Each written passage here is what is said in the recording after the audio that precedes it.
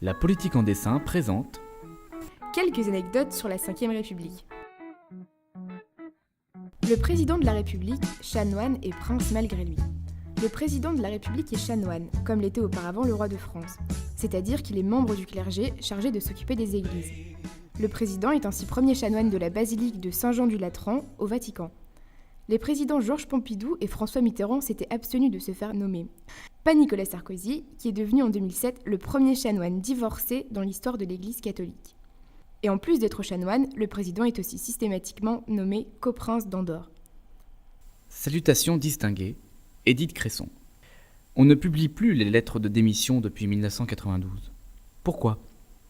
La première ministre Édith Cresson avait une telle impopularité que le président Mitterrand voulait qu'elle démissionne, mais elle refusait. Mitterrand l'a donc menacée de faire voter une motion de censure à l'Assemblée nationale qui l'obligerait à démissionner.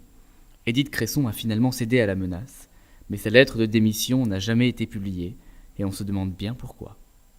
Maire d'un village fantôme. Il existe en France 6 villages morts.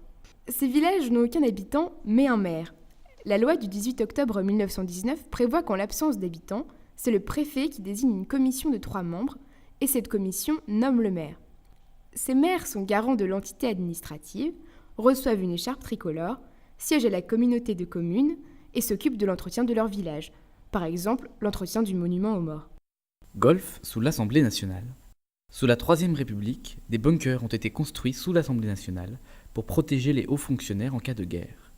Après la Seconde Guerre mondiale, ils sont devenus inutiles. En 1980, Louis Darinaud propose alors la création d'un terrain de golf qui sera inauguré en 1987 par Jacques Chaban-Delmas. Fermé en 2012, il aura accueilli jusqu'au bout les députés pour qu'ils puissent se détendre après de longues séances de débats endiablés. Des ruches sur le Palais Bourbon. Depuis le 3 avril 2014, 3 ruches, symboliquement peintes en bleu, blanc et rouge, sont installées sur le toit de l'Assemblée nationale. L'installation sera complétée par un parcours pédagogique autour de la biodiversité.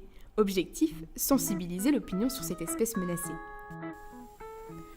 C'était la politique en dessin,